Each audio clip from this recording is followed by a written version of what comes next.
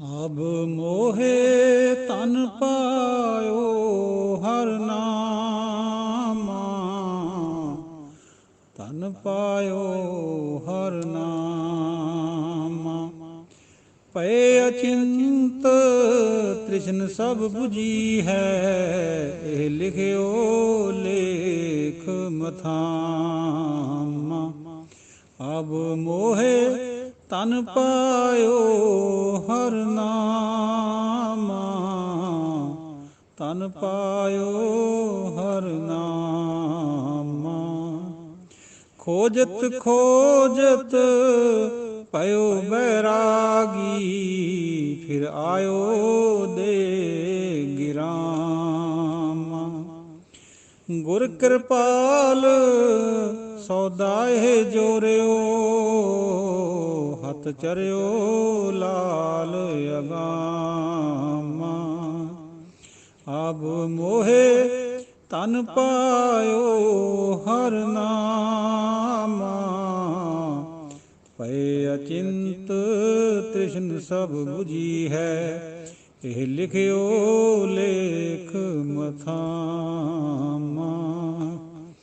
आन बापार बनज जो करिए, तेते दुख सहामा। गोविंद भजन के निरपय व्यापारी, हर रास नानक राम नामा। अब मोहे तन पायो हर नामा, अब मोहे तन पायो हर नामा। अब मोहे तन पायो हर नामा।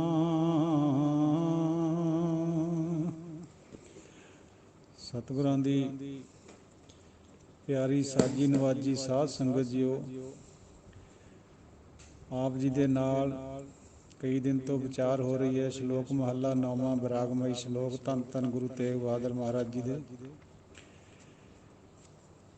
ਆਪਣੀ ਤੁੱਛ ਬੁੱਧੀ ਅਨੁਸਾਰ ਆਪ ਜੀ ਦੇ ਨਾਲ ਸਾਂਝ ਪਾ ਰਹੇ ਹਾਂ।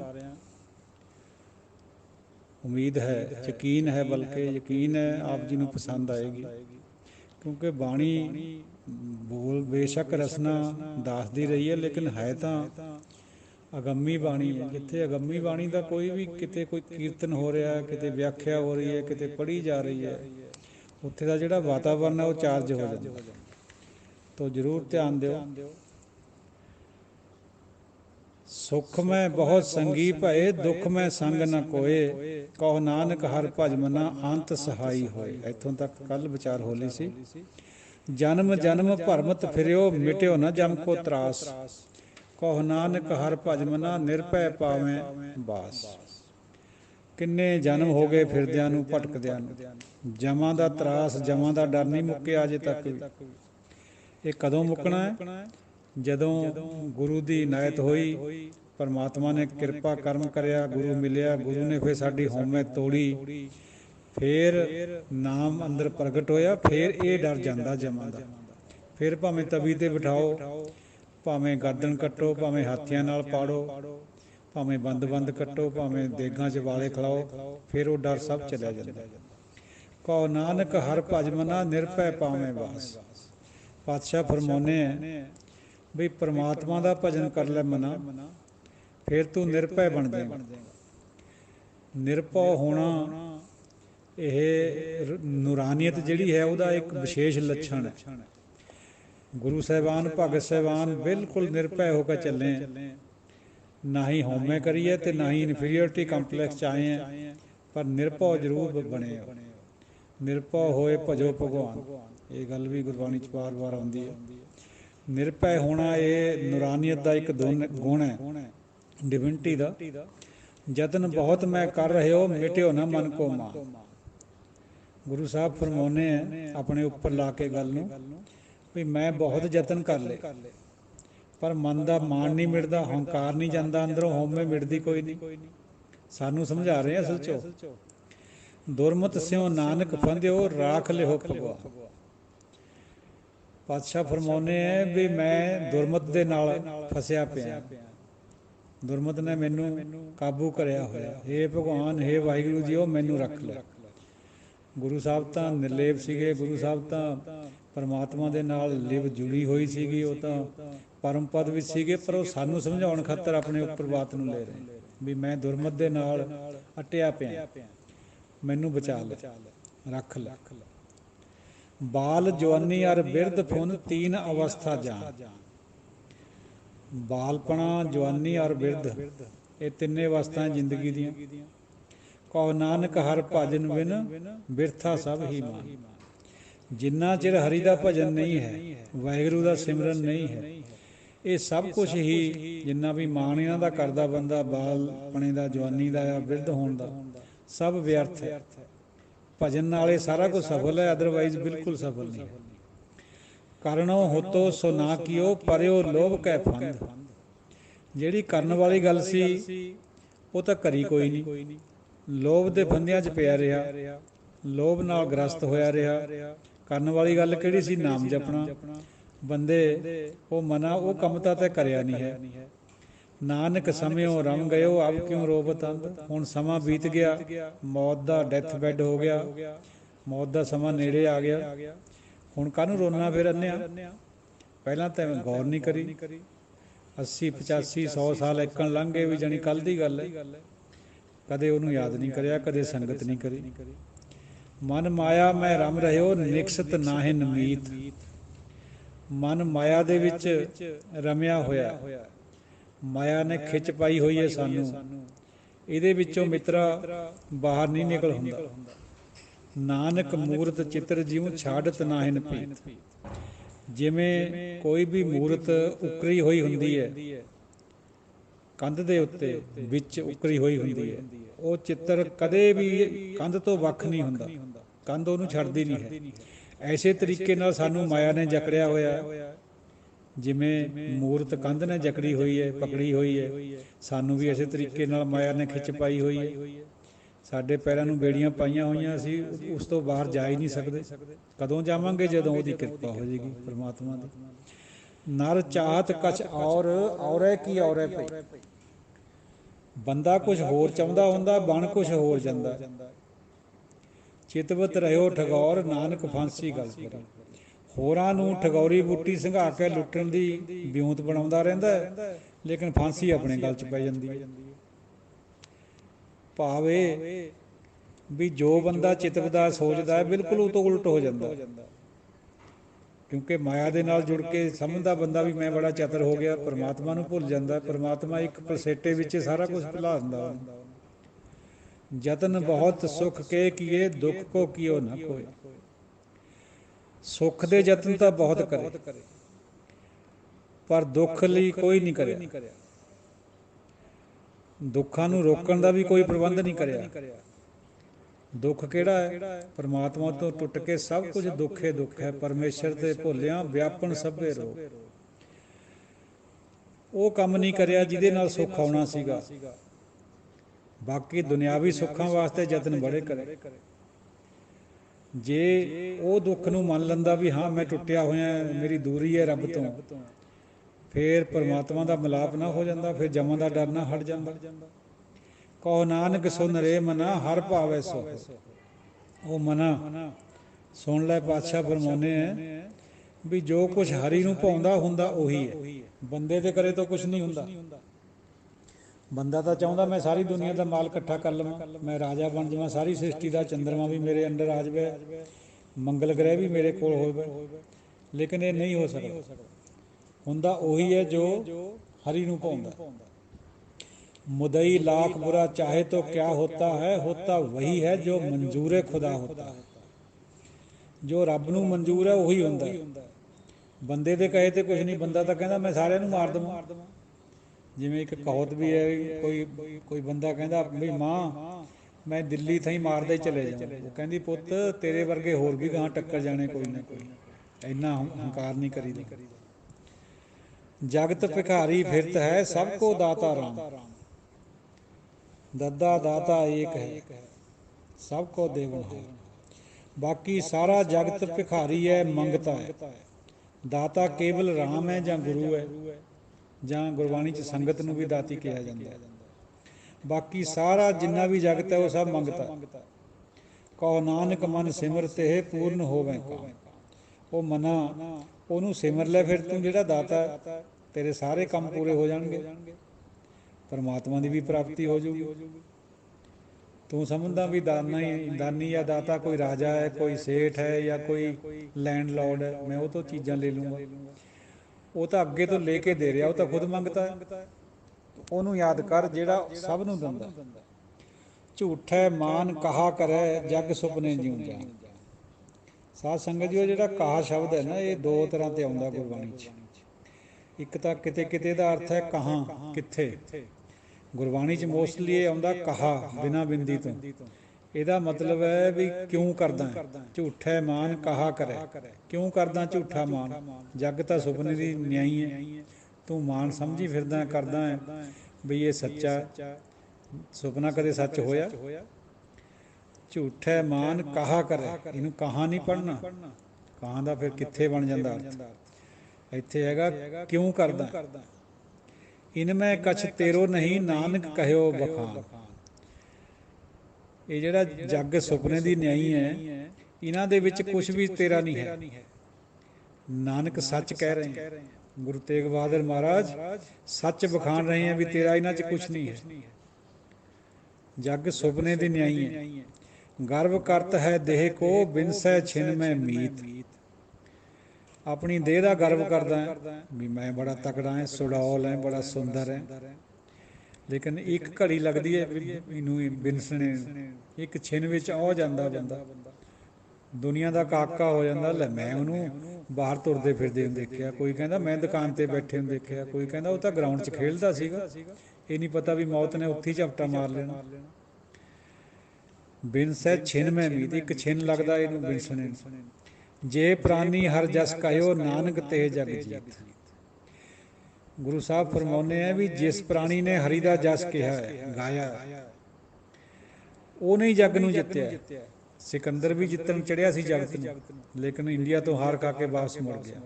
ਫੌਜਾਂ 'ਚ ਬਗਾਵਤ ਹੋ ਗਈ ਸੀ। ਮਨ ਜੀਤੇ ਜਗ ਜੀਤ। ਜੇ ਮਨ ਨੂੰ ਜਿੱਤ ਲਿਆ ਤਾਂ ਜੱਗ ਜਿੱਤ ਹੋ ਜਾਊਗਾ, ਨਹੀਂ ਅਦਰਵਾਈਜ਼ ਜੱਗ ਨਹੀਂ ਜਿੱਤਿਆ ਜਾਂਦਾ ਕਿਸੇ ਤੋਂ ਵੀ। ਹਿਟਲਰ ਨੇ ਬਥੇਰੀ ਕੋਸ਼ਿਸ਼ ਕਰੀ, ਮਸੋਲੀਨੀ ਨੇ ਕਰੀ, ਮਾਓ ਸੇ ਟੁੰਗ ਨੇ ਕਰੀ, ਨਹੀਂ ਜੱਗ ਜਿੱਤਿਆ ਜਾਂਦਾ। ਜੇ ਘਟ ਸਿਮਰਨ ਰਾਮ ਕੋ ਸੋ ਨਰ ਮੁਕਤਾ ਜਾਨ। ਜਿਹੜੇ ਹਿਰਦੇ ਰਾਮ ਨੂੰ ਸਿਮਰਦੇ ਹੈ ਉਹੀ ਮੁਕਤੇ ਹੈ, ਉਹ ਮੁਕਤੀ ਨੂੰ ਪ੍ਰਾਪਤ ਹੋ ਜਾਂਦੇ। ਕਿਸੇ ਕਰਮ ਧਰਮ ਵਿੱਚ ਮੁਕਤੀ ਨਹੀਂ ਹੈ। ਤੇ ਨਰ ਹਰ ਅੰਤਰ ਨਹੀਂ ਨਾਨਕ ਸਾਚੀ ਮਾਨ। ਅਜਿਹਾ ਨਰ ਜਿਹੜਾ ਰਾਮ ਨੂੰ ਸਿਮਰਦਾ ਹੈ, ਉਹਦਾ ਤੇ ਪਰਮਾਤਮਾ ਦਾ ਕੋਈ ਅੰਤਰ ਨਹੀਂ ਰਹਿ ਜਾਂਦਾ। ਗੁਣਾਂ ਵਿੱਚ ਦੋਨੋਂ ਇੱਕ ਹੋ ਜਾਂਦੇ। ਹਰ ਹਰ ਜਨ ਦੋਏ ਏਕ ਹੈ ਬਿਬ ਵਿਚਾਰ ਕਿਛੁ। ਉਹ ਦੋਨੋਂ ਗੁਣਾਂ 'ਚ ਇੱਕ ਬਣ ਜਾਂਦੇ। ਪਰਮਾਤਮਈ ਸਾਰੇ ਹੀ ਗੁਣ ਹਰੀ ਦਾ ਸਿਮਰਨ ਕਰਨ ਵਾਲੇ ਦੇ ਵਿੱਚ ਆ ਜਾਂਦੇ। ਉਹ ਵਸ ਪੈਂਦਾ, ਫਿਰ ਖੂਬ ਆਪਣੇ ਗੁਣ ਬਖਸ਼ ਦਿੰਦਾ, ਜਿਹੜਾ ਵੀ ਉਹਦਾ ਕੋਈ ਭਗਤ ਹੁੰਦਾ ਉਹਨੂੰ। ਏਕ ਭਗਤ ਭਗਵਾਨ ਜੇ ਪ੍ਰਾਨੀ ਕੈ ਨਾਹੇ ਮਨ। ਇੱਕ ਭਗਤੀ ਪਰਮਾਤਮਾ ਦੀ, ਵਨਨੈਸ ਜਿਹਨੂੰ ਕਹਿੰਦੇ। ਜੇ ਪ੍ਰਾਨੀ ਕੈ ਨਾਹੇ ਮਨ, ਜਿਸ ਪ੍ਰਾਣੀ ਦੇ ਹਿਰਦੇ 'ਚ ਹੈ ਨਹੀਂ ਨਾ। ਜੈਸੇ ਸੂਕਰ ਸਵਾਨ ਨਾਨਕ ਮਾਨੋ ਤਾਹੇ ਤਾਹੇ। ਉਹ ਏਕੇ ਦੀ ਭਗਤੀ ਜਿਹਦੇ ਮਨ ਵਿੱਚ ਨਹੀਂ ਹੈ, ਉਹ ਸੂਰ ਕੁੱਤੇ ਵਾਂਗ ਹੈ। ਉਹ ਸਰੀਰ ਨੂੰ ਕੁੱਤਾ ਜਾਂ ਸੂਰ ਸਮਝ ਲਓ। ਗੁਰੂ ਨਾਨਕ ਸਾਹਿਬ ਯਾਨੀ ਨੌਵੇਂ ਪਾਤਸ਼ਾਹ ਫਰਮਾਉਂਦੇ ਹੈ ਵੀ ਏਕੇ ਦੀ ਭਗਤੀ ਕਰਨੀ ਹੈ ਭਾਈ। ਬਾਰ-ਬਾਰ ਗੁਰਬਾਣੀ 'ਚ ਏਕੇ ਤੇ ਜ਼ੋਰ ਦਿੱਤਾ ਗਿਆ। ਦੂਜੀਆਂ ਭਗਤੀਆਂ ਹੋਛੀਆਂ, ਬਹੁਤ ਭਗਤੀਆਂ, ਅੰਤ ਸਾਵੇ ਨਹੀਂ ਇੰਨੀਆਂ ਭਗਤੀਆਂ। 9 ਵੀ ਕਾਹਦੀਆਂ, ਬਹੁਤ ਜ਼ਿਆਦਾ ਭਗਤੀਆਂ ਨਹੀਂ ਪ੍ਰਵਾਨ ਹੁੰਦੀਆਂ ਦਰਗਾਹ ਦੇ ਵਿੱਚ। ਤ੍ਰੈਗੁਣੀ ਭਗਤੀ ਪ੍ਰਵਾਨ ਨਹੀਂ ਹੈ, ਕੇਵਲ ਏਕੇ ਦੀ ਭਗਤੀ ਪ੍ਰਵਾਨ ਹੈ। ਸੁਆਮੀ ਕੋ ਗ੍ਰਹਿ ਜਿਉ ਸਦਾ ਸਵਾਨ ਤਜਤ ਨਹੀਂ ਨਿਤ। ਨਾਨਕ ਇਹ ਵਿਦ ਹਰ ਭਜੋ ਇੱਕ ਮਨ ਹੋਏ ਇੱਕ ਚਿੱਤ। ਜਿਵੇਂ ਸੁਆਮੀ ਕੋਈ ਮਾਲਕ ਹੁੰਦਾ, ਉਹਦੇ ਘਰ ਵਿੱਚ ਕੁੱਤਾ ਰੱਖਿਆ ਵਾ ਹੁੰਦਾ, ਉਹ ਕੁੱਤਾ ਕਦੇ ਨਹੀਂ ਉਹਨੂੰ ਛੱਡ ਕੇ ਜਾਂਦਾ। ਜੇ ਉਹ ਮਾਲਕ ਸੋਟੀਆਂ ਵੀ ਮਾਰੀ ਜਾਵੇ, ਸੋਟੀਆਂ ਖਾ ਕੇ ਥੋੜ੍ਹੀ ਦੂਰ ਜਾ ਕੇ ਉਹਨੇ ਫਿਰ ਮੁੜ ਆਉਣਾ। ਇਸੇ ਪ੍ਰਸੰਗ ਤੋਂ ਬੁੱਲੇ ਸ਼ਾਹ ਨੂੰ ਵੀ ਗਿਆਨ ਮਿਲਿਆ ਸੀ। ਕਿਸੇ ਕਾਰਨ ਸ਼ਾਹ ਨਾਇਤ ਉਹਦੇ ਗੁਰੂ ਨੇ ਬੁੱਲੇ ਨੂੰ ਬਾਹਰ ਕੱਢ ਦਿੱਤਾ। ਬੁੱਲਾ ਹਰਖਦਾ ਮਾਰਿਆ ਚਲਾ ਗਿਆ, ਗੁੱਸਾ ਖਾ ਗਿਆ, ਲੇਕਿਨ ਜਾਂਦਾ ਕਿੱਥੇ? ਸ਼ਹਿਰ ਵਿੱਚ ਗਾ ਗਾ ਕੇ, ਨੱਚ ਨੱਚ ਕੇ ਆਪਣੇ ਗੁਰੂ ਨੂੰ ਯਾਦ ਕਰਦਾ ਰਿਹਾ। ਇਨਾਇਤ ਸ਼ਾਹ ਨੂੰ, ਇਨਾਇਤ ਸ਼ਾਹ ਨੂੰ ਵੀ ਖਬਰ ਮਿਲ ਗਈ ਵੀ ਬੁੱਲਾ ਇਸ ਤਰ੍ਹਾਂ ਯਾਦ ਕਰਦਾ ਹੈ, ਬਹੁਤ ਪਛਤਾਵਾ ਕਰ ਰਿਹਾ। ਕਿੱਥੋਂ ਗਿਆਨ ਮਿਲਿਆ ਸੀ ਬੁੱਲੇ ਨੂੰ? ਇੱਕ ਕੋਈ ਮਾਲਕ ਕੁੱਤੇ ਦੇ ਡੰਡੇ ਮਾਰ ਮਾਰ ਕੇ ਉਹਨੂੰ ਭਜਾ ਰਿਹਾ ਸੀ, ਕੁੱਤਾ ਫੇਰ ਡੰਡੇ ਖਾ ਕੇ ਮੁੜਿਆ ਆਉਂਦਾ ਸੀ ਘਰ ਨੂੰ। ਉਹ ਵਿਚਾਰ ਹੈ ਸਵਾਨਤਾ ਜਿਤ ਨਹੀਂ ਨੇ। ਨਾਨਕ ਇਹ ਵਿਦ ਹਰ ਭਜੋ, ਇੱਕ ਮਨ ਹੋਏ ਇੱਕ ਚਿੱਤ। ਪਰਮਾਤਮਾ ਨੂੰ ਇੱਕ ਮਨ ਇੱਕ ਚਿੱਤ ਹੋ ਕੇ ਧਿਆਉਣਾ ਹੈ। ਸਾਡੇ ਕਈ ਵੀਰ ਦਾਸੇ ਨਾਲ ਵੀ ਵਿਚਾਰਾਂ ਹੁੰਦੀਆਂ ਰਹਿੰਦੀਆਂ, ਉਹ ਇਹ ਕਹਿਣ ਲੱਗ ਜਾਂਦੇ ਨਾ ਜੀ ਗੁਰਬਾਣੀ ਤਾਂ ਤੁਰਦਿਆਂ ਫਿਰਦਿਆਂ ਜਾਂ ਨਾਮ ਤਾਂ ਤੁਰਦਿਆਂ ਫਿਰਦਿਆਂ ਕਰਨਾ ਹੈ, ਹੋਰ ਨਹੀਂ, ਬੈਠ ਕੇ ਨਹੀਂ ਕਰਨਾ। ਆਹ ਦੇਖ ਲਓ, ਇਹ ਕੋਈ ਇੱਕ ਤੁਕ ਨਹੀਂ, ਇਹੀ ਜੀ ਹੋਰ ਵੀ ਹੈ। ਇੱਕ ਮਨ ਹੋਏ ਇੱਕ ਚਿੱਤ, ਪੂਰੇ ਧਿਆਨ ਦੇ ਨਾਲ। ਉਹ ਕਦੋਂ ਬਣੂਗਾ? ਜਦੋਂ ਆਪਾਂ ਚੌਂਕੜਾ ਮਾਰ ਕੇ ਬੈਠਾਂਗੇ, ਉਦੋਂ ਇੱਕ ਮਨ ਇੱਕ ਚਿੱਤ ਹੋਣਾ। ਉਹ ਭੋਰੇ ਦਾ ਖੰਡਨ ਵੀ ਕਰਦੇ ਆ ਨਾ ਕੁਛ ਸਿੱਖ ਲੋਕ, ਪ੍ਰਚਾਰਕ ਵੀ ਕਰਦੇ ਆ ਖੰਡਨ, ਵੀ ਗੁਰੂ ਤੇਗ ਬਹਾਦਰ ਮਹਾਰਾਜ ਜੀ ਭੋਰੇ 'ਚ ਨਹੀਂ ਬੈਠੇ। ਕਿਉਂ ਬਈ? ਭੋਰਾ ਕੋਈ ਇਹੀ ਜੀ ਗੱਲ ਹੈ ਵੀ ਉੱਥੇ ਨਹੀਂ ਬਹਿ ਸਕਦਾ ਕੋਈ ਵੀ ਸਿੱਖ? ਬਹਿ ਸਕਦੇ ਸੀਗੇ, ਹੁਣ ਵੀ ਬਹਿ ਸਕਦਾ ਜਿਹਦੀ ਨੇਕ ਨੀਤੀ ਹੋਵੇ। ਜੇ ਪਖੰਡ ਕਰਨਾ ਉਹਨੂੰ ਗੁਰਬਾਣੀ ਨੇ ਅਲਾਉ ਨਹੀਂ ਕਰਿਆ, ਪਰ ਜੇ ਕੋਈ ਸ਼ਾਂਤੀ ਦੇ ਤੌਰ ਤੇ ਇੱਕ ਮਨ ਇੱਕ ਚਿੱਤ ਹੋ ਕੇ ਕਰਨਾ ਚਾਹੁੰਦਾ ਤਾਂ ਭੋਰਾ ਕੋਈ ਬੁਰਾਈ ਨਹੀਂ ਹੈ। ਇਹਦੀ ਭਾਵਨਾ ਨੇਕ ਹੋਣੀ ਚਾਹੀਦੀ ਹੈ ਭੋਰੇ ਦੀ। ਤਾਂ ਗੁਰੂ ਸਾਹਿਬ ਦੀ ਭਾਵਨਾ ਨੇਕ ਸੀਗੀ। ਉਦੋਂ ਦਿਨਾਂ ਵਿੱਚ ਤਾਂ ਮੱਖੀ ਮੱਛਰ ਤੋਂ ਬਚਾਓ ਖਾਤਰ ਔਰ ਸ਼ਾਂਤੀ ਖਾਤਰ, ਰੌਲੇ ਰੱਪੇ ਤੋਂ ਭੋਰਾ ਬਹੁਤ ਵਧੀਆ ਚੀਜ਼ ਹੁੰਦੀ ਸੀਗੀ। ਗੁਰਬਾਣੀ 'ਚ ਕਿਤੇ ਨਹੀਂ ਇਹ ਗੱਲ ਆਉਂਦੀ ਵੀ ਤੁਸੀਂ ਇੱਕ ਮਨ ਇੱਕ ਚਿੱਤ ਹੋ ਕੇ ਨਾ ਧਿਆਓ ਉਹਨੂੰ, ਤੁਰਦੇ ਫਿਰਦੇ ਵੀ ਯਾਦ ਕਰੋ। ਉਹ ਅਗਲੀ ਸਟੇਜ ਹੈ। ਫਿਰ ਜਿਹਨੇ ਇੱਕ ਮਨ ਇੱਕ ਚਿੱਤ ਕਰਕੇ ਧਿਆ ਲਿਆ, ਉਹ ਫਿਰ ਤੁਰਦਾ ਫਿਰਦਾ ਵੀ ਕਰੀ ਜਾਂਦਾ, ਅੱਠੇ ਪਹਿਰ ਗੱਲਾਂ ਕਰਦਾ ਵੀ, ਰੋਟੀ ਛਕਦਾ ਵੀ, ਪਾਣੀ ਪੀਂਦਾ ਵੀ, ਆਪਣੀ ਡਿਊਟੀ ਕਰਦਾ ਵੀ, ਹਰ ਵਕਤ ਧਿਆਨ ਉੱਧਰ ਰਹਿੰਦਾ ਫਿਰ ਉਹਦਾ। ਜਿਵੇਂ ਆਪਾਂ ਸਵੇਰੇ ਗੱਲ ਕਰੀ ਸੀ ਨਾ ਵੀ ਅਨਕੌਂਸ਼ੀਅਸ ਮਾਈਂਡ ਹੈ ਜਿਹੜਾ ਮੈਡੂਲਾ ਓਬਲੋਂਗੇਟਾ ਦੇ ਵਿੱਚੋਂ ਕੰਟੀਨਿਊਅਸ ਚੱਲਦਾ, ਫਿਰ ਜਿਹੜਾ ਨਾਮ ਹੈ ਜ਼ਬਾਨ ਦੇ ਨਾਲ, ਗਲੇ ਨਾਲ, ਹਿਰਦੇ ਨਾਲ, ਇਹ ਤਾਂ ਹੈਗਾ ਕੰਟੀਨਿਊਅਲ। ਕੰਟੀਨਿਊਅਲ ਦਾ ਮਤਲਬ ਹੁੰਦਾ ਕਦੇ ਕਰ ਲਿਆ ਕਦੇ ਨਾ ਕਰ ਲਿਆ, ਲੋੜ ਅਨੁਸਾਰ। ਲੇਕਿਨ ਜਿਹਦੇ ਅੰਦਰ ਫਿਰ ਇਹ ਉਤਰ ਜਾਂਦਾ ਗਹਿਰਾ, ਉਹਦੇ ਅਨਕੌਂਸ਼ੀਅਸ ਮਾਈਂਡ ਦੇ ਵਿੱਚ ਵਸ ਜਾਂਦਾ ਹੈ। ਜਿਵੇਂ ਮੈਡੂਲਾ ਓਬਲੋਂਗੇਟਾ ਦੇ ਰਾਹੀਂ ਸੁੱਤੇ ਪਿਆਂ ਦੀ ਸਾਡੀ ਗਤੀ, ਨਾੜੀ ਦੀ ਗਤੀ ਵੀ ਚੱਲਦੀ ਰਹਿੰਦੀ ਹੈ ਔਰ ਸਾਹ ਵੀ ਚੱਲਦਾ ਰਹਿੰਦਾ। ਉਹ ਕਿਹੜੇ ਬੰਦ ਹੁੰਦੇ? ਬਿਲਕੁਲ ਇਸੇ ਤਰੀਕੇ ਨਾਲ ਜਿਹਦੇ ਅੰਦਰ ਨਾਮ ਉਤਰ ਗਿਆ, ਉਹ ਨਾਮ ਚੱਲਦਾ ਰਹਿੰਦਾ ਅਨਕੌਂਸ਼ੀਅਸ ਮਾਈਂਡ ਦੇ ਵਿੱਚ। ਕਦੇ ਕਦੇ ਉਹ ਪਲਸੇਟਾ ਜਿਹਾ ਮਾਰ ਕੇ ਬਾਹਰ ਵੀ ਆ ਜਾਂਦਾ, ਬੰਦੇ ਨੂੰ ਪਤਾ ਲੱਗ ਜਾਂਦਾ ਵੀ ਜਦ ਅਚਾਨਕ ਬਾਹਰ ਆਇਆ ਤਾਂ ਵੀ ਪਹਿਲਾਂ ਵੀ ਚੱਲ ਰਿਹਾ ਸੀ। ਸੋ ਇੱਕ ਮਨ ਇੱਕ ਚਿੱਤ ਹੋ ਕੇ ਧਿਆਉਣਾ, ਅੱਠੇ ਪਹਿਰ ਧਿਆਉਣਾ ਹੈ। ਪਰ ਇਹ ਤਦ ਹੈ ਜੇ ਬਖਸ਼ਿਸ਼ ਹੋਵੇ। ਬਿਨਾਂ ਬਖਸ਼ਿਸ਼ ਤੋਂ ਇਹ ਚੀਜ਼ ਪੋਸੀਬਲ ਹੀ ਨਹੀਂ ਹੈ। ਸਾਡਾ ਜਿਹੜਾ ਨਜ਼ਰੀਆ ਧਰਮ ਪ੍ਰਤੀ ਉਹ ਹੋਰ ਹੈ। ਅਸੀਂ ਆਪਣੇ ਵੱਲੋਂ ਸੋਚ ਰਹੇ ਹਾਂ ਵੀ ਅਸੀਂ ਇਹ ਕੰਮ ਕਰ ਲਾਂਗੇ, ਆਪਣੇ ਵੱਲੋਂ ਇਹ ਹੋਣਾ ਕੋਈ ਨਹੀਂ। ਇਹ ਤਾਂ ਗੁਰੂ ਵੱਲੋਂ ਹੋਣਾ। ਜੇ ਗੁਰੂ ਦੀ ਇਨਾਇਤ ਹੋ ਗਈ, ਗੁਰੂ ਦੀ ਬਖਸ਼ਿਸ਼ ਹੋ ਗਈ, ਉਹਨੇ ਕਿਰਪਾ ਕਰਤੀ, ਨਜ਼ਰ ਕਰਤੀ, ਫਿਰ ਹੋਣਾ, ਅਦਰਵਾਈਜ਼ ਹੋਣਾ ਹੀ ਨਹੀਂ। ਹਾਲਾਂਕਿ ਕਰਨਾ ਬਣਦਾ। ਔਰ ਇਹ ਵੀ ਗੱਲ ਨਹੀਂ ਹੈ ਵੀ ਜੇ ਅਸੀਂ ਮਨ ਤੇ ਕਰਾਂਗੇ ਤਾਂ ਗੁਰੂ ਬੇਨਿਆਜ਼ ਥੋੜ੍ਹੀ ਹੈ। ਗੁਰੂ ਤਾਂ ਬਖਸ਼ਿਸ਼ਾਂ ਕਰਦਾ, ਉਹਦਾ ਝੋਲੀਆਂ ਭਰਦਾ ਬੰਦੇ ਦੀਆਂ। ਗੱਲ ਸਾਡੇ ਵੱਲ ਹੈ, ਜਿਹੜਾ ਨੁਕਸ ਹੈ ਉਹ ਸਾਡੇ ਵੱਲ ਹੈ। ਤਾਂ ਜਿਹੜਾ ਜਦ ਅਸੀਂ ਆਪਣੇ ਮਨ ਨੂੰ ਸਹੀ ਕਰਾਂਗੇ, ਚਰਨ ਸਰਨ ਗੁਰ ਏਕ ਪੈਂਡਾ ਜਾਏ ਚੱਲ, ਸਤਿਗੁਰ ਕੋਟ ਪੈਂਡਾ ਅੱਗੇ ਹੋ ਲੈ। ਉਹ ਜਿਹੜੀ ਚਰਨ ਸ਼ਰਨ ਇੱਕ ਪੈਂਡੇ ਦੀ ਗੱਲ ਹੈ, ਉਹ ਇਹ ਨਹੀਂ ਹੈ ਵੀ ਜਿੱਕਣ ਆਪਾਂ ਜਾਂਦੇ ਹਾਂ ਰੋਜ਼ ਸੰਗਤਾਂ ਕਰਨ, ਗੁਰਦੁਆਰੇ ਸਾਹਿਬ ਵੀ ਚਲੇ ਗਏ, ਕਿਸੇ ਮਹਾਤਮਾ ਕੋਲ ਚਲੇ ਗਏ। ਜੇ ਤਾਂ ਮਨ ਵਿੱਚ ਹੈਗੀ ਹੈ ਪੂਰੀ ਵਨਨੈਸ, ਫਿਰ ਤਾਂ ਸਫਲ ਹੈ। ਜੇ ਉਹੀ ਦਾਈਆਂ ਲਾਉਣੇ ਜਾਂਦੇ, ਆਪਣਾ ਕੋਈ ਕੰਮ ਕੱਢਣ ਖਤਰੇ ਜਾਂਦੇ ਵੀ ਸੰਤਾਂ ਦਾ ਵਚਨ ਲੈ ਆਈਏ, ਫਿਰ ਨਹੀਂ ਗੱਲ ਬਣਨੀ। ਉਹ ਇੱਕ ਕਦਮ ਦਾ ਮਤਲਬ ਇਹੀ ਹੈ ਵੀ ਆਪਣੇ ਮਨ ਨੂੰ ਛੱਡ ਕੇ ਨਾ, ਆਪਣੀ ਆਪੇ ਨੂੰ, ਮਨ ਔਰ ਬੁੱਧੀ ਨੂੰ ਉਹਦੇ ਹੋ ਜਾਓ। ਫਿਰ ਇੱਕ ਕਦਮ ਚੱਲ ਕੇ ਦੇਖੋ, ਫਿਰ ਇੱਕ ਨਿਮਕ ਵੀ ਬਹੁਤ ਹੈ। ਗੁਰਬਾਣੀ 'ਚ ਵਾਰ-ਵਾਰ ਜ਼ਿਕਰ ਆਉਂਦਾ ਵੀ ਇੱਕ ਨਿਮਕ ਬਹੁਤ ਹੈ। ਜਿਹਦਾ ਇੱਕ ਨਿਮਕ ਇੱਕ ਵਾਰ ਮਨ ਉੱਧਰ ਹੋ ਗਿਆ, ਉਹਦਾ ਸਦਾ ਵਾਸਤੇ ਹੀ ਹੋ ਜਾਣਾ। ਫਿਰ ਜਿਹਨੇ ਇੱਕ ਛੇਨ ਇੱਕ ਪਲ ਉਹਨੂੰ ਧਿਆ ਲਿਆ, ਮੁੜ ਕੇ ਉਹ ਫਿਰ ਹਮੇਸ਼ਾ ਵਾਸਤੇ ਹੀ ਉਹਦਾ ਹੋ ਜਾਣਾ। ਪਰ ਉਹ ਇੱਕ ਪਲ ਬਣਦਾ ਹੀ ਨਹੀਂ, ਕਿਉਂਕਿ ਹਉਮੈ ਨਹੀਂ ਟੁੱਟਦੀ ਸਾਡੀ। ਜਿੰਨਾ ਚਿਰ ਹਉਮੈ ਨੂੰ ਉਹ ਢਾਉਂਦਾ ਨਹੀਂ ਸਾਡੀ ਨੂੰ, ਬੇਸ਼ੱਕ ਸਾਨੂੰ ਉਸ ਟਾਈਮ ਬੁਰਾ ਵੀ ਲੱਗਦਾ ਵੀ ਚਲੋ ਸਾਡੀ ਮੈਂ ਦੁਨੀਆ ਵਿੱਚ ਸਾਡੀ ਬੇਇੱਜ਼ਤੀ ਹੋ ਗਈ, ਕਿਉਂਕਿ ਅਸੀਂ ਹਉਮੈ ਦੇ ਅਧੀਨ ਸੋਚਦੇ ਹਾਂ ਸਾਰਾ ਕੁਛ। ਜਿਹਨੂੰ ਉਹਨੇ ਕਿਰਪਾ ਕਰਨੀ ਉਹਨੂੰ ਇਸ ਤਰ੍ਹਾਂ ਨਹੀਂ ਸੋਚਣਾ, ਉਹਨੇ ਸੋਚਣਾ ਵੀ ਬੜੀ ਚਲੋ ਗੁਰੂ ਨੇ ਕੁਛ ਮੈਨੂੰ ਡਾਂਟਿਆ ਹੈ ਤਾਂ ਮੇਰੀ ਭਲਾਈ ਹੈ ਇਸ ਗੱਲ ਵਿੱਚ, ਉਹਨੇ ਬਣ ਜਾਣਾ। ਜਿਹੜਾ ਵੀ ਉਹਦਾ ਹੋ ਗਿਆ ਗੁੱਸਾ ਨਾ ਕਰਕੇ, ਇਸ ਤਰ੍ਹਾਂ ਦੇ ਵੀ ਦਾਨੇ ਹੈਗੇ ਆ ਜਿਨ੍ਹਾਂ ਨੂੰ ਕਿਤੇ ਡਾਂਟ ਲੱਗੀ ਹੈ ਕਿਤੋਂ, ਤਾਂ ਉਹਨਾਂ ਨੇ ਸਗੋਂ ਇਹ ਕਿਹਾ ਹੈ ਵੀ ਚਲੋ ਬਹਾਨੇ ਸਿਰ ਸ਼ੁਕਰ ਹੈ ਉਹਨਾਂ ਦੇ ਸ਼ਬਦ ਦਾ ਸੁਣਨੇ ਨੂੰ ਮਿਲੇ, ਚਾਹੇ ਗੁੱਸੇ 'ਚ ਕਹੇ, ਉਹਨਾਂ ਦੀ ਰਸਨਾ ਤੋਂ ਤਾਂ ਕੋਈ ਗੱਲ ਸੁਣਨ ਨੂੰ ਮਿਲੀ। ਇਹ ਨਜ਼ਰੀਆ ਹੁੰਦਾ ਬੰਦੇ ਦਾ। ਤੋ ਧਰਮ ਪ੍ਰਤੀ ਸਾਡਾ ਜਿਹੜਾ ਨਜ਼ਰੀਆ ਦਿਸ਼ਾ ਹੈ ਉਹ ਸਹੀ ਹੋਣੀ ਚਾਹੀਦੀ ਹੈ, ਨਾ ਕਿ ਅਸੀਂ ਬਾਹਰਲਾ ਜਿਹੜਾ ਆਪਣਾ ਕਿਰਿਆਕਾਰ ਹੈ ਉਹਨੂੰ ਦੇਖੀਏ। ਇੱਕ ਕਦਮ ਤਾਂ ਬਥੇਰਾ ਲੋਕ ਜਾਂਦੇ, ਇੱਕ ਕਦਮ ਕਿਆ ਰੋਜ਼ ਕਈ ਕਿਲੋਮੀਟਰ ਜਾਂ ਕਈ ਸੈਂਕੜੇ ਮੀਟਰ ਵੀ ਜਾਂਦੇ ਚੱਲ ਕੇ ਗੁਰੂ ਘਰਾਂ 'ਚ, ਉਹ ਗੱਲ ਨਹੀਂ ਹੈ। ਕਦਮ ਇੱਕੋ ਹੀ ਬਹੁਤ ਹੈ, ਪਰ ਜੇ ਚੱਲੀਏ ਨਿਮਕ ਇੱਕ ਹੀ ਬਹੁਤ ਹੈ, ਜੇ ਗੁਰੂ ਕਰਵਾ ਲਓ ਬਹੁਤ ਹੈ ਇੱਕ ਨਿਮਕ। ਜਿਹਦਾ ਇੱਕ ਨਿਮਕ ਬਣ ਗਿਆ ਉਹਦਾ ਸਦਾ ਵਾਸਤੇ ਹੀ ਬਣ ਜਾਂਦਾ। ਤੋ ਚਲੋ ਸਾਧ ਸੰਗਤ ਜੀਓ, ਅੱਜ ਦੀ ਵਿਚਾਰਤਾ ਇੰਨੀ ਹੈ। ਕੱਲ੍ਹ ਜਾਂ ਪਰਸੋਂ 'ਚ ਮਹਾਰਾਜ ਫੇਰ ਕਰਾਊਗਾ ਸੰਪੂਰਨਤਾ। ਆਪਾਂ ਥੋੜ੍ਹੀ ਜਿਹੀ ਵਿਚਾਰ ਗੁਰਬਾਣੀ ਦੇ ਮੁਤਲਕ ਕਰਨੀ ਹੈ ਵੀ ਗੁਰਬਾਣੀ ਦੇ ਵਿੱਚ ਜਿਹੜੇ ਸ਼ਬਦ ਆਉਂਦੇ ਆਪਾਂ ਉਹਨਾਂ ਨੂੰ ਕਿਵੇਂ, ਉਹਨਾਂ ਦੀ ਪਿਛਲੀ ਭਾਵਨਾ ਦੇਖਾਂਗੇ। ਦੇਖੋ ਕੋਟ ਸ਼ਬਦ ਵੀ ਆਉਂਦਾ, ਲੱਖ ਸ਼ਬਦ ਵੀ ਆਉਂਦਾ ਆਕਾਸ਼ਾਂ ਵਾਸਤੇ, ਪਤਾਲਾਂ ਵਾਸਤੇ, ਜਾਂ ਕੋਟ ਤਾਂ ਸੁਖਮਨੀ ਸਾਹਿਬ 'ਚ ਬਹੁਤ ਆਉਂਦਾ। ਲੇਕਿਨ ਸੁਖਮਨੀ ਸਾਹਿਬ ਦੇ ਉਸੇ ਜਿਹੜੀ ਅਸ਼ਟਪਦੀ ਹੈ ਉਹਦੇ ਆਰੰਭ ਵਿੱਚ ਦੇਖੋ ਕੀ ਲਿਖਿਆ ਹੈ, ਉਸਤਤ ਕਰੈ ਅਨੇਕ ਜਨ ਅੰਤ ਨਾ ਪਾਰਾਵਾਰ, ਨਾਨਕ ਰਚਨਾ ਪ੍ਰਭ ਰਚੀ ਬਹੁਵਿਧ ਅਨਕ ਪ੍ਰਕਾਰ। ਉੱਥੇ ਅਨਕ ਸ਼ਬਦ ਆਉਂਦਾ। ਇਹ ਗੁਰਬਾਣੀ 'ਚ ਹੋਰ ਬਹੁਤ ਜਗ੍ਹਾ ਵੀ ਆਉਂਦਾ ਹੈ।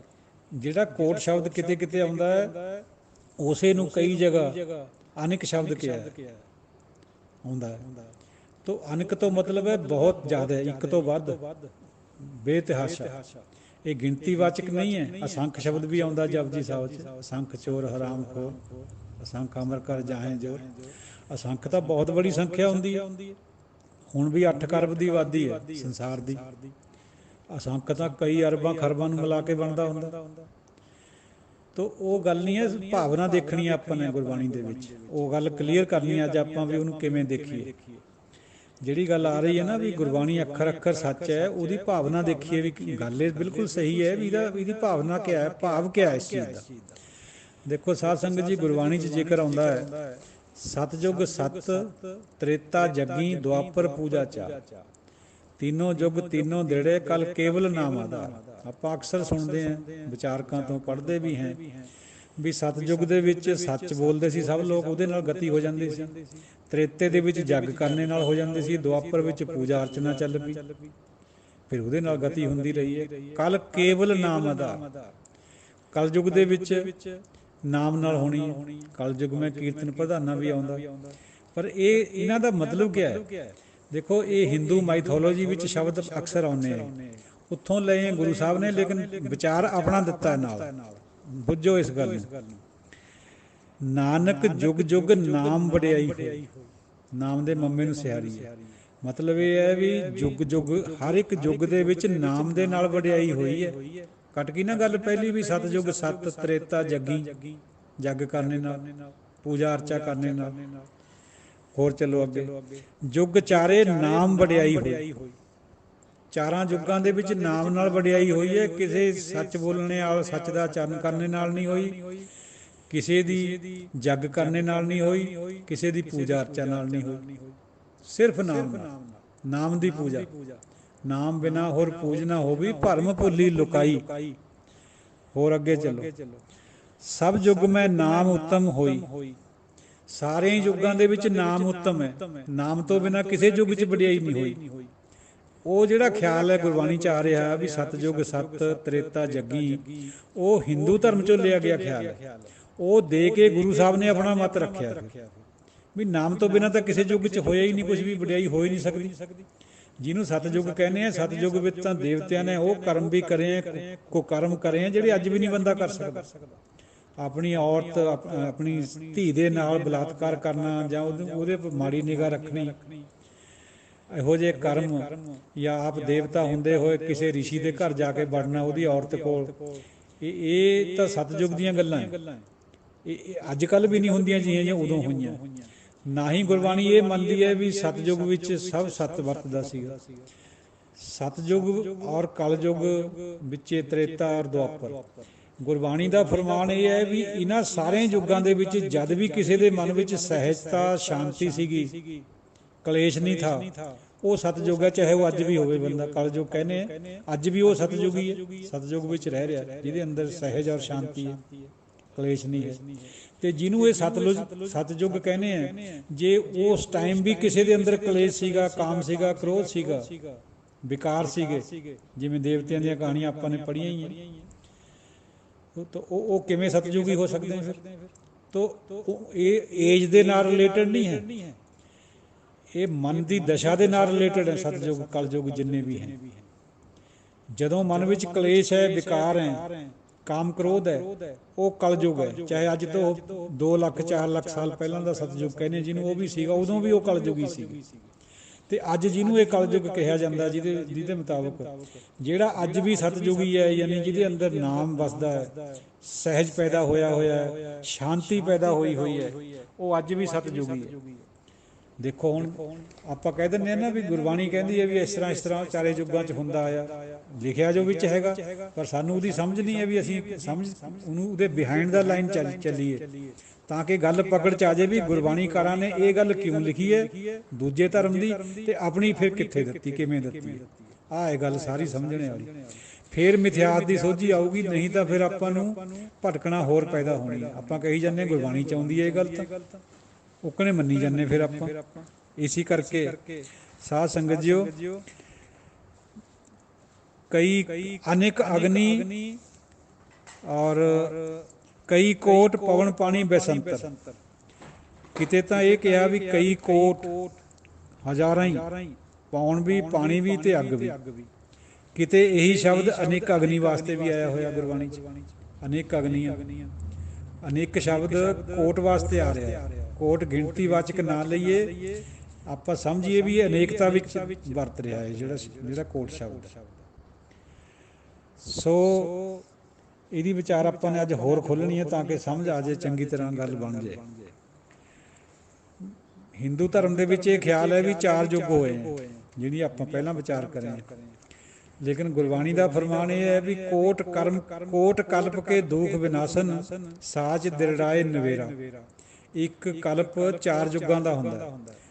ਕਿੰਨੇ ਹੀ ਕਲਪ, ਕੋਟ ਕਲਪ, ਯਾਨੀ ਬੇਤਹਾਸ਼ਾਈ ਬੇਸ਼ੁਮਾਰ ਕਲਪ ਹੋਏ ਹੈ, ਯਾਨੀ ਯੁੱਗ ਹੋਏ ਹੈ ਹੁਣ ਤੱਕ।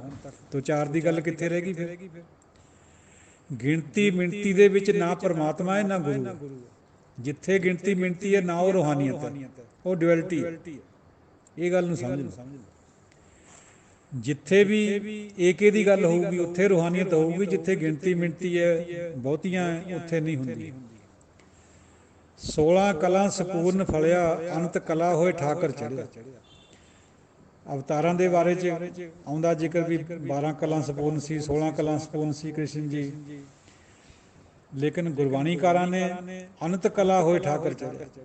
ਜਿਹੜੇ ਗੁਰੂ ਸਾਹਿਬਾਨ ਤੇ ਜਾਂ ਭਗਤ ਸਾਹਿਬਾਨ ਹੈ ਉਹਨਾਂ ਕੋਲ ਅਨੰਤ ਕਲਾ ਹੁੰਦੀਆਂ। ਕਿਹੜੇ 16, ਕਿਹੜੀਆਂ 12, ਉਹ ਗਿਣਤੀ 'ਚ ਹੈ। ਗਿਣਤੀ ਵਾਲਾ ਕਦੇ ਵੀ ਰੂਹਾਨੀਅਤ ਨਹੀਂ ਹੋ ਸਕਦੀ। ਰੂਹਾਨੀਅਤ ਏਕੇ 'ਚ ਹੋਊਗੀ ਜਾਂ ਅਨੰਤਤਾ ਵਿੱਚ ਹੋਊਗੀ। ਸੁਪਰੀਮੇਸੀ ਪਰਮਾਤਮਾ ਦੀ, ਵਾਹਿਗੁਰੂ ਦੀ ਹੈ, ਉਸ ਰਾਮ ਦੀ ਹੈ ਜਿਹੜਾ ਰਮਿਆ ਹੋਇਆ। ਹੋਰ ਕਿਸੇ ਦੀ ਸੁਪਰੀਮੇਸੀ ਨਹੀਂ ਹੈ। ਕੋਈ ਪਿਆ ਕਹੀ ਜਾਵੇ ਵੀ ਫਲਾਣਾ ਰੱਬ ਹੈ ਜੀ, ਬੰਦੇ ਨੂੰ ਰੱਬ ਜਿਹੜਾ ਕਹਿੰਦੇ ਆ ਉਹ ਨਹੀਂ ਹੈ। ਉਸ ਤਰ੍ਹਾਂ ਗੁਰਮਤਿ ਨੇ ਨਹੀਂ ਮੰਨਿਆ। ਗੁਰਮਤਿ ਨੇ ਸਭ ਤੋਂ ਵੱਡਾ ਪਰਮਾਤਮਾ ਨੂੰ ਮੰਨਿਆ। ਜੀ ਉਪਾਏ ਜੁਗਤ ਹੱਥ ਕੀਨੀ, ਕਾਲੀ ਨੱਥ ਕਿਆ ਵੱਡਾ ਪਿਆ। ਜੇ ਕਾਲੀ ਨਾਗ ਨੂੰ ਪਕੜ ਕੇ ਮਸਲ ਦਿੱਤਾ ਜਾਂ ਉਹਨੂੰ ਬਾਹਰ ਕੱਢ ਦਿੱਤਾ ਉਹ ਛੰਭ ਚੋਂ, ਤਾਂ ਕਿਆ ਵਡਿਆਈ ਇਸ ਗੱਲ ਦੀ? ਉਹਨੇ ਤਾਂ ਸਾਰੀਆਂ ਜੁਗਤਾਂ ਆਪਣੇ ਹੱਥ 'ਚ ਰੱਖੀਆਂ ਹੋਈਆਂ। ਅਨੇਕਾਂ ਹੀ ਜੁਗਤਾਂ ਆਈਆਂ ਜੀ ਉਹਦੇ ਹੱਥ ਵਿੱਚ। ਸੋ ਕਹਿਣ ਦਾ ਭਾਵ ਇਹ ਹੈ ਬਈ ਬ੍ਰਹਮਾ ਵਿਸ਼ਨ ਮਹੇਸ਼ ਤ੍ਰੈ, 10 ਅਵਤਾਰ ਬਾਜ਼ਾਰ ਨਚਾਇਆ। ਭਾਈ ਗੁਰਦਾਸ ਜੀ ਸੁਣਿਓ ਇਸ ਗੱਲ ਦਾ ਮਤਲਬ ਕਿਆ ਹੈ। ਬ੍ਰਹਮਾ ਵਿਸ਼ਨ ਮਹੇਸ਼ ਤ੍ਰੈ, 10 ਅਵਤਾਰ ਬਾਜ਼ਾਰ ਨਚਾਇਆ। ਬਹੁਤ ਗਹਿਰਾ ਮਤਲਬ ਹੈ। ਜੇ ਗੁਰਬਾਣੀ ਸਮਝਣੀ ਹੈ ਤਾਂ ਇੱਕ ਨੇ ਸਮਝ ਆਊਗੀ। ਤੋ ਪਰਮਾਤਮਾ ਗੁਰੂ ਇਹਨਾਂ ਦੇ ਵਿੱਚ ਅਨੰਤ ਕਲਾ ਹੁੰਦੀ ਹੈ। ਜਿੱਥੇ ਗਿਣਤੀ ਹੈ ਉੱਥੇ ਨੂਰਾਨੀਅਤ ਹੋ ਹੀ ਨਹੀਂ ਸਕਦੀ। ਡੁਐਲਿਟੀ ਹੋ ਸਕਦੀ ਹੈ, ਸਪਿਰਚੁਅਲਿਟੀ ਕਿਸੇ ਹੱਥ ਹੀ ਹੋ ਸਕਦੀ ਹੈ, ਪਰ ਡਿਵਾਈਨਟੀ ਨਹੀਂ ਹੋ ਸਕਦੀ।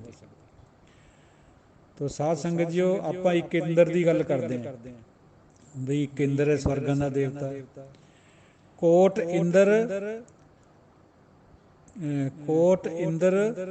ਉਬੇ ਦਰਬਾਰ, ਅਨੇਕ ਇੰਦਰ ਉਬੇ ਦਰਬਾਰ। ਅਨੇਕ ਇੰਦਰ, ਬਹੁਤ ਸਾਰੇ ਇੰਦਰ ਉਹਦੇ ਦਰਬਾਰ ਤੇ ਖੜੇ ਹੈ, ਅਰਦਾਸਾਂ ਕਰ ਰਹੇ ਹੈ ਪਰਮਾਤਮਾ ਦੇ ਦਰ ਤੇ। ਦੂਜੀ ਜਗ੍ਹਾ ਆਉਂਦਾ ਕੋਟ ਇੰਦਰ ਠਾਡੇ ਹੈ ਦਰਬਾਰ। ਕਿਤੇ ਅਨੇਕ ਇੰਦਰ ਆ ਗਿਆ, ਦੂਜੀ ਜਗ੍ਹਾ ਕੋਟ ਇੰਦਰ ਆ ਗਿਆ। ਸਮਝੋ ਇਹਨਾਂ ਦੋਹਾਂ ਚੀਜ਼ਾਂ ਨੂੰ। ਫਿਰ ਕੋਟ ਦਾ ਮਤਲਬ ਅਗਰ ਗਿਣਤੀ ਵਾਚਕ ਹੁੰਦਾ ਤਾਂ ਦੂਜੀ ਜਗ੍ਹਾ ਫਿਰ ਉਹਨਾਂ ਨੂੰ ਅਨੇਕ ਕਿਉਂ ਕਿਹਾ ਗਿਆ? ਇਹਦਾ ਭਾਵ ਇਹ ਹੈ ਵੀ ਬਹੁਤ ਸਾਰੇ। ਕੋਟ ਬਰਮੇ ਜਗ ਸਾਜਣ ਲਾਏ, ਕੋਟ ਮਹੇਸ਼ ਉਪਾਏ ਸਮਾਏ। ਕੋਟ ਮਹੇਸ਼, ਬਹੁਤ ਸਾਰੇ ਮਹੇਸ਼ ਬਣਾਤੇ ਮਿਟਾਤੇ, ਇਹ ਤਾਂ ਉਹਦੀ ਲੀਲਾ ਹੈ। ਐਸੇ ਤਰੀਕੇ ਨਾਲ ਇੱਕ ਹਿੰਦੂ ਖਿਆਲ ਆਉਂਦਾ ਹੈ, ਗੁਰਬਾਣੀ 'ਚ ਵੀ ਹੈਗਾ ਉਹ, ਸੰਤ ਜਨਾ ਕੇ ਹਰਿ ਜਿਉ ਕਾਰਜ ਸਵਾਰੇ, ਪ੍ਰਹਲਾਦ ਜਨ ਕੇ 21 ਕੁਲ ਉਧਾਰੇ। ਜਦ ਅਸੀਂ ਛੋਟੇ ਹੁੰਦੇ ਸੀ, ਸੁਣਦੇ ਹੁੰਦੇ ਸੀ ਆਪਣੇ ਬਜ਼ੁਰਗਾਂ ਤੋਂ ਜਾਂ ਲਾਗ ਪਾਸ ਜਿਹੜੇ ਕੋਈ ਗੁਰਬਾਣੀ ਨੂੰ ਥੋੜ੍ਹਾ ਬਹੁਤਾ ਜਾਣਦੇ ਸੀ ਉਹਨਾਂ ਤੋਂ, ਵੀ ਪ੍ਰਹਲਾਦ ਜਾਂਦਿਆਂ 21 ਕੁਲਾਂ ਦਾ ਆਧਾਰ ਕਰਿਆ ਗੁਰੂ ਸਾਹਿਬ ਨੇ ਜਾਂ ਪਰਮਾਤਮਾ ਨੇ। ਉਦੋਂ ਤਾਂ ਮਨ ਵਿੱਚ ਇਹੀ ਆਉਂਦਾ ਸੀ ਵੀ 21 ਕੁਲਾਂ ਦਾ ਆਧਾਰ ਹੁੰਦਾ, 7 ਨਾਨਕੇ, 7 ਦਾਦਕੇ, 7 ਸਹੁਰੇ। ਪਰ ਨਹੀਂ ਸਾਧ ਸੰਗਤ ਜੀ, ਇਹ ਹਿੰਦੂ ਥੋਟ ਹੈ। ਗੁਰਬਾਣੀ ਦਾ ਖਿਆਲ ਇਹ ਹੈ ਵੀ ਕੁੱਲ ਸੰਭੂ ਸਮੁਦਰੇ ਪਾਇਓ ਨਾਮ ਨਿਧਾਨ। ਕਲਸਹਾਰ ਭੱਟ ਨੇ ਲਿਖੀ ਹੈ ਬਾਤ। ਕੁਲਾਂ ਦਾ ਹੀ, ਸਾਰੀਆਂ ਹੀ ਕੁਲਾਂ ਦਾ ਆਧਾਰ ਹੋ ਜਾਂਦਾ ਹੈ ਜੇ ਨਾਮ ਅੰਦਰ ਪ੍ਰਗਟ ਹੋ ਜਾਵੇ।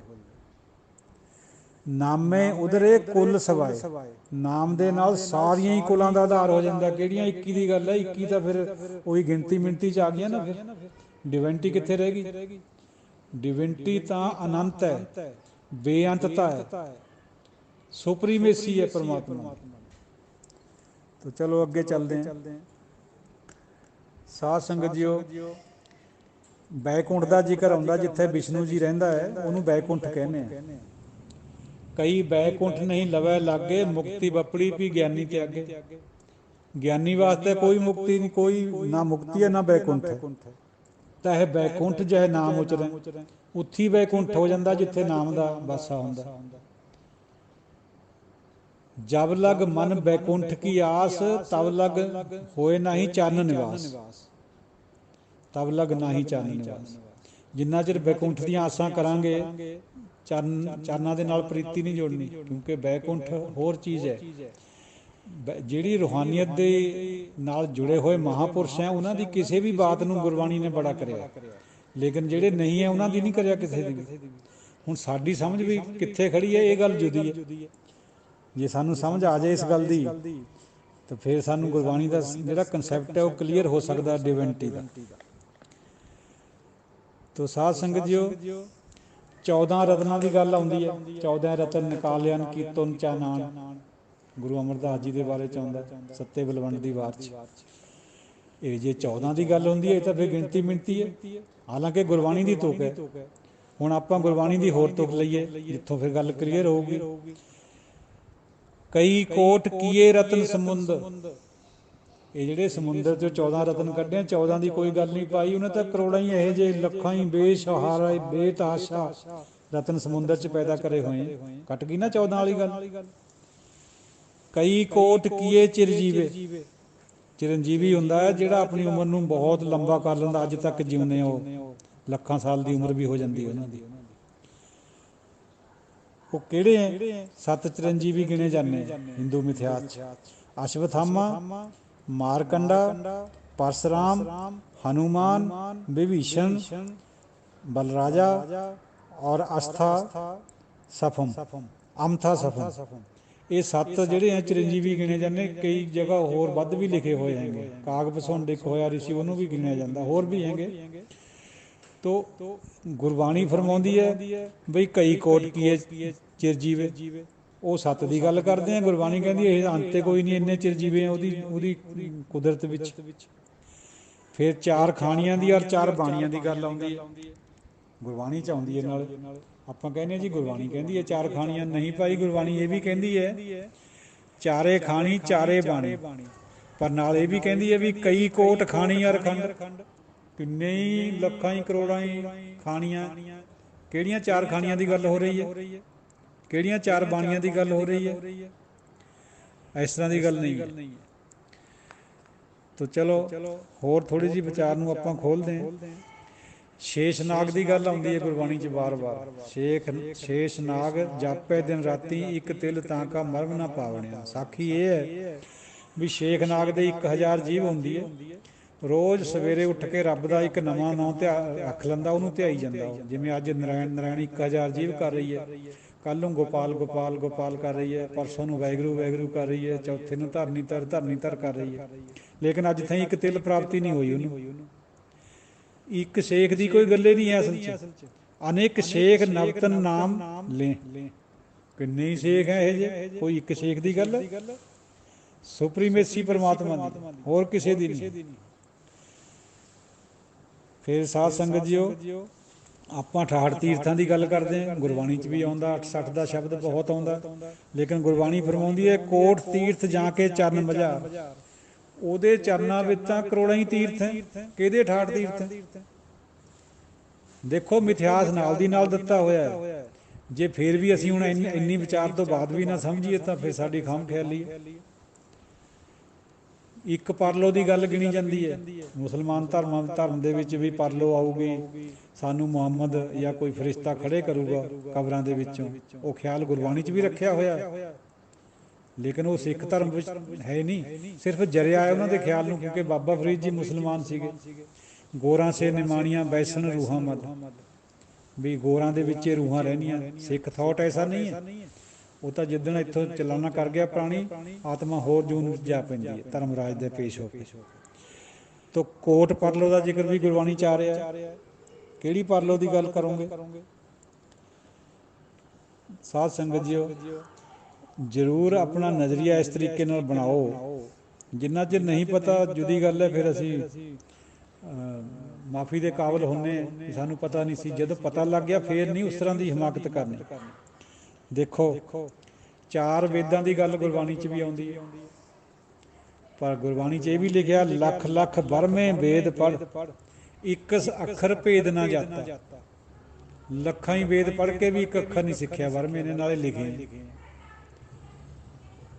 ਲੱਖ ਆਕਾਰ ਅਵਤਾਰ ਕਰ, ਲੱਖ ਅਵਤਾਰ ਆਕਾਰ ਕਰ, ਤਿਲ ਵਿਚਾਰ ਨਾ ਵਿਸ਼ਨ ਪਛਾਤਾ। ਲੱਖਾਂ ਹੀ ਅਵਤਾਰ ਬਣਾਏ ਵਿਸ਼ਨੂੰ ਨੇ। ਆਪਾਂ 10 ਕਹਿੰਦੇ ਜਾਂ 24 ਬੜੇ ਤੇ ਬੜਾ ਕਹਿੰਦੇ, ਗਿਣਤੀ ਮਿਣਤੀ ਹੋ ਗਈ ਨਾ। ਗੁਰਬਾਣੀ ਫਰਮਾਉਂਦੀ ਹੈ ਵੀ ਲੱਖਾਂ ਹੀ ਅਵਤਾਰ ਹੋਏ ਆ। ਲੱਖ ਅਵਤਾਰ ਆਕਾਰ ਕਰ, ਤਿਲ ਵਿਚਾਰ ਨਾ ਵਿਸ਼ਨ ਪਛਾਤਾ। ਪਰਮਾਤਮਾ ਦਾ ਇੱਕ ਤਿਲ ਜਿੰਨਾ ਵੀ ਉਹਨੂੰ ਵਿਚਾਰ ਨਹੀਂ ਕਰਿਆ ਉਹਨੇ, ਜਿਹਨੂੰ ਆਪਾਂ ਵਿਸ਼ਨੂੰ ਨੂੰ ਭਗਵਾਨ ਕਹਿੰਦੇ।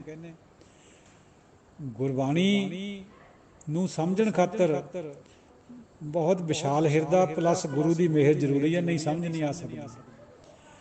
ਗੁਰਬਾਣੀ 'ਚ ਇਹ ਵੀ ਜ਼ਿਕਰ ਆਉਂਦਾ ਬਾਰ-ਬਾਰ ਵਿਸ਼ਨ ਸੰਭਾਰ, ਵਿਸ਼ਨ ਸੰਭਾਰ ਨਾ ਆਵੇ ਹਾਰ। ਬਾਰ-ਬਾਰ ਵਿਸ਼ਨੂੰ ਨੂੰ ਯਾਦ ਕਰੋ ਭਾਈ।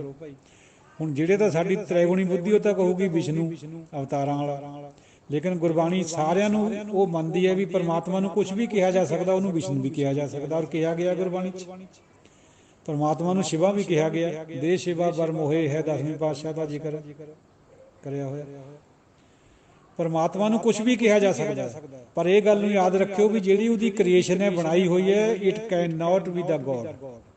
ਇਹ ਰੱਬ ਨਹੀਂ ਹੋ ਸਕਦੀ ਕੋਈ ਵੀ। ਇਹ ਇੱਥੇ ਭੁੱਲ ਕਰਦੇ ਹਾਂ ਆਪਾਂ ਵੀ ਗੁਰਬਾਣੀ 'ਚ ਜ਼ਿਕਰ ਆਉਂਦਾ, ਆਪਾਂ ਉਕਣੇ ਮੰਨੀ ਜਾਂਦੇ ਇਹਨਾਂ ਚੀਜ਼ਾਂ ਨੂੰ। ਇਸ ਤਰ੍ਹਾਂ ਦੀ ਬਾਤ ਹੈ ਨਹੀਂ। ਤੋ ਸਾਧ ਸੰਗਤ ਜੀਓ, ਥੋੜ੍ਹੀ ਜਿਹੀ ਵਿਚਾਰ ਹੋਰ ਹੈ, ਜੇ ਹੋਰ ਕਲੈਰਿਟੀ ਕਰਨੀ ਹੈ ਜਿੰਨੀ ਵੀ ਹੋ ਸਕੇ। ਬਾਕੀ ਮਹਾਰਾਜ ਦੇ ਹੱਥ 'ਚ ਹੈ ਕਿ ਕਿਸੇ ਨੂੰ ਸਮਝ ਆਵੇ ਨਾ ਆਵੇ ਤਾਂ ਜੁਦੀ ਗੱਲ ਹੈ। ਆਪਾਂ ਕਹਿੰਦੇ ਵੀ ਅਨਹਦ ਨਾਚ ਚੱਲਦਾ, ਇੱਕੋ ਹੀ ਅਨਹਦ ਦਾ ਜ਼ਿਕਰ ਹੈ, ਪਰ ਗੁਰਬਾਣੀ 'ਚ ਅਨੇਕ ਅਨਹਦ ਆਨੰਦ ਝੁਨਕਾਰ, ਪਤਾ ਹੀ ਨਹੀਂ ਕਿੰਨੇ ਅਨਹਦ।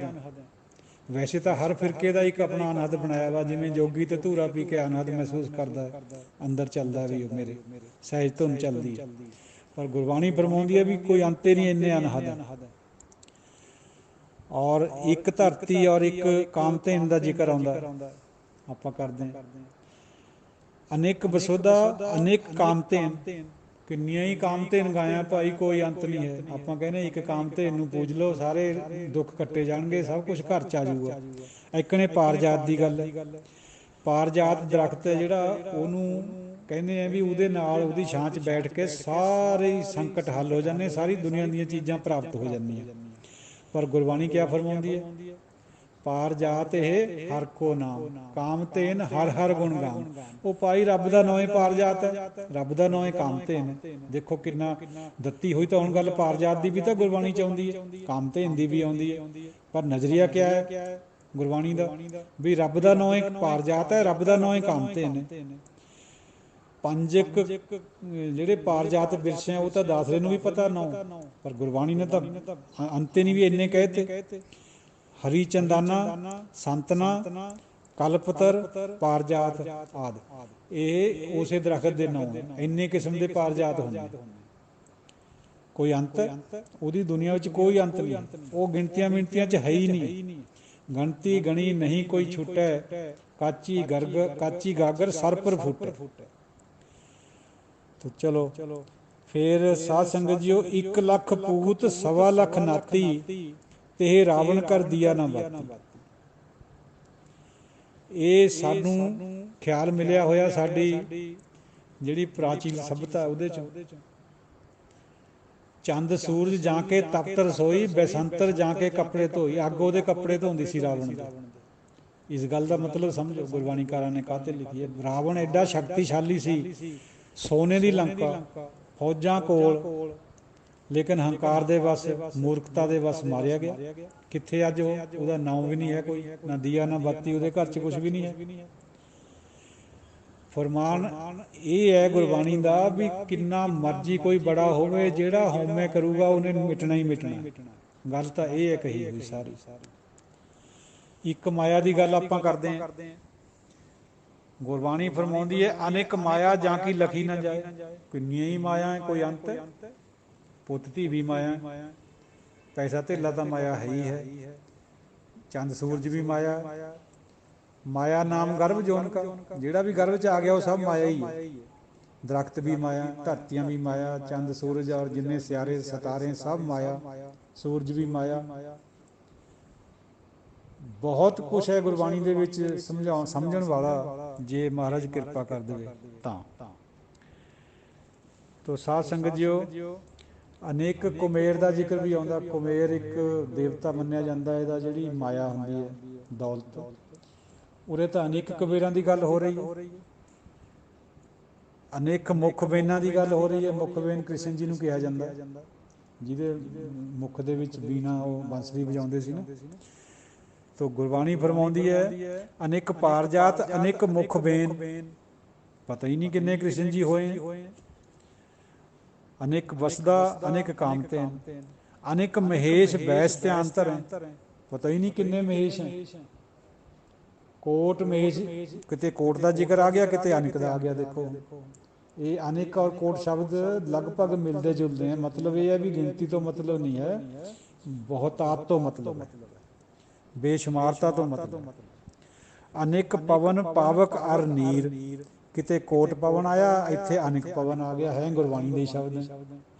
ਤਾਂ ਹੁਣ ਤਾਂ ਕਲੀਅਰ ਹੋ ਗਈ ਹੋਣੀ ਗੱਲ ਵੀ ਕੋਟ ਦਾ ਮਤਲਬ ਕੀ ਹੈ ਗੁਰਬਾਣੀ 'ਚ। ਲੱਖ ਦਾ ਵੀ ਇਸ ਤਰ੍ਹਾਂ ਹੀ ਪ੍ਰਸੰਗ ਅਨੁਸਾਰ ਵੈਸੇ ਅਰਥ ਹੁੰਦਾ।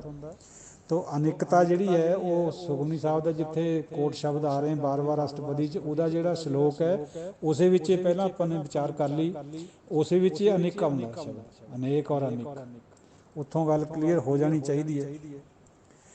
ਕਈ ਕੋਟ ਕੀਏ ਅਵਤਾਰ, ਪਹਿਲਾਂ ਵੀ ਆਲੀ ਗੱਲ, ਪਤਾ ਹੀ ਨਹੀਂ ਕਿੰਨੇ ਅਵਤਾਰ ਹੋਏ ਇਸ ਸੰਸਾਰ ਦੇ ਵਿੱਚ।